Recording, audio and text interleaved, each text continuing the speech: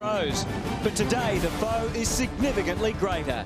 For Gary Ablett and his premiership winning teammates are showing all the signs that they're hungry for more success.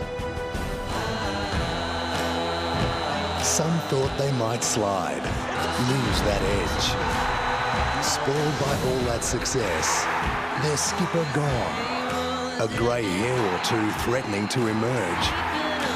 There were those prepared to suggest that Geelong's premiership window might have closed. But one quarter of football last weekend has surely changed all of that. Ablett, a good man to have it here. They talk about trying to herd cats. It's impossible. Ablett, and still Ablett. Glides brilliantly getting rid of Cassisi, and then Duncan kicks a beauty. Goes to Bartel to Burns, gets around Tringo, gets around Cassisi, and this is as good as it gets. They are playing magnificently, Geelong. Geelong has just kicked 11 goals, 7 in that quarter. It's been terrific to watch. They've got the early favourite for the feel-good story of the year. He's becoming a cult figure. They've still got one or two handy types cruising around. They've got a coach who's as driven now as he's ever been. A spent force?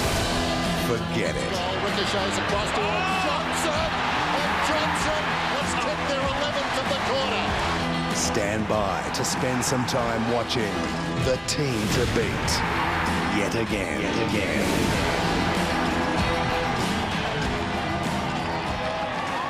It was an extraordinary third quarter of football last week, but no one should have been too surprised given the amazing talent that this Geelong side still possesses. 3 wins and 1 loss so far in 2010, and no sign that they're about to slow down as they crash through the banner at the MCG.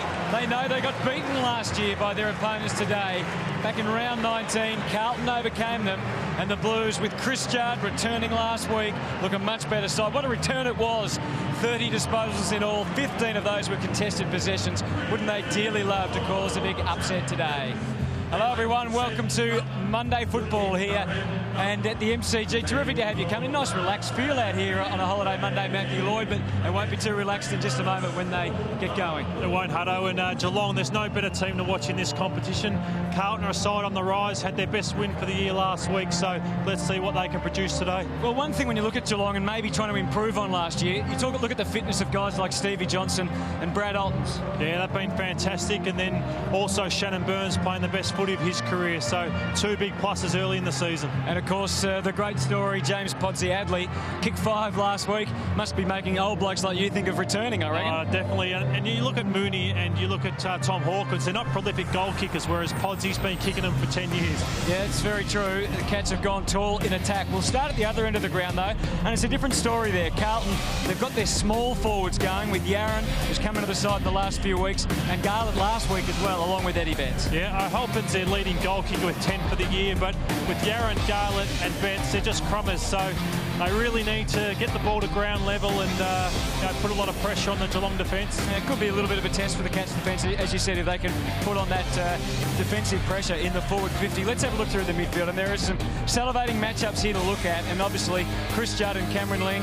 Ling played on him last year, and we'd expect him to do it again, and then of course we'll see more than likely a good battle in the ruck, but also Joseph go to Ablett. It is a great battle in the ruck, a young player against the experience of Ottens, and Carazzo and Selwood will just go head to head, and they're just amazing duels all over the ground. Well, Gary Ablett's averaging 36 disposals. It's ridiculous numbers. He had an involvement in 20 scoring change last week. What happens if he gets away from Joseph? I think Bryce Gibbs, you say to the boy, you're a #1 draft pick, you played on James Hird in your first game, you go in there and go head to head with Gary Ablett because Joseph wasn't able to do the job. It's the best looking midfield for Carlton for the year. We should mention too, Joel Corey is out of the Cats lineup. Let's have a look at the forward line for Geelong. As we mentioned, 3 talls and a couple of handy mid-sizes in Chapman and Steve Johnson. Yeah, I don't mind the mix of Podsiadly because, as I said, he knows where the goals are, and then I just love the smalls. There's no better small brigade in the business with Chapman, Stevie Johnson and Shannon Burns. Well, the odd one there in terms of match-up in height is about 6 centimetres between Walker and Tom Hawkins. So if they start to get the ball up, fine conditions, taking some big marks, what do Carlton do? Yeah, I just feel that if you're going to give away height, you've got to give it across the half-forward line, not deep in the goal square, and Walker and White will probably have to swap positions. Yeah, young Simon White did a pretty reasonable job on Brett Burton last week. He got a bit of the ball, Burton, but only kicked 1 goal. Let's have a look at the interchanges as they've named, as we said. Garlett coming in last week, provided some spunk around the packs and kicked a few goals, so he was good. So that's the teams today. Of course, we're all eyes on the 2 guns, Chris Judd and Gary Ablett. It's just a delight as Juddy just walks past us here on the ground to be this close to watch him in action today. Look at the honour roll for Chris Judd, 30 disposals last week. It's an absolute pleasure to be here, Hutto, just to watch this man in action. 2 years at the club, he has set such a standard and won the best and fairest in his first 2 seasons and showed how important he is to the side over in Adelaide last week. He had 27 against Ling last year. I'm sure Ling will be trying to crack down on him. What about Gary Ablett? As he said, he started the year in just unbelievable form. No sign of him stopping, and there's talk today that maybe he might stay at the Cats and not go to the Gold Coast. Well, that would be fantastic. I'd love to see that. And as All-Australian the last 3 years, MVP the last 3 years, he's a phenomenon.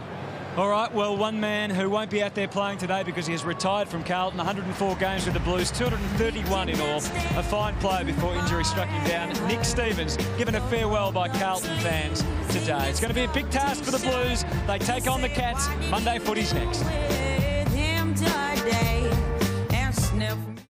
Corey is out of the side, replaced by Maxi Rook. Corey, they're saying, is just the old general soreness, so they're expecting big things of Maxi Rook in for his first game of the year. Had some slight knee concerns, but he's back in business. But by gee, Chriso and Rob Walls, they have well and truly jumped on James Podsiadly down here. It is a wonderful football story. Yeah, it certainly is. What a performance last week. Rob, welcome. Looking forward to this game.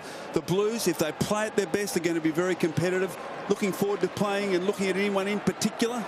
Well, there's lots of players, Chriso, and welcome to you and to all of our viewers across the country. This will be a terrific game. It's the best team in the land in Geelong, up against a Carlton that fancies itself as being a top 8 side. They've been hot and cold, the Blues, in recent weeks. Last week they were very, very good. Satanta O'Halpin at centre half forward. He's their leading goal kicker with 10.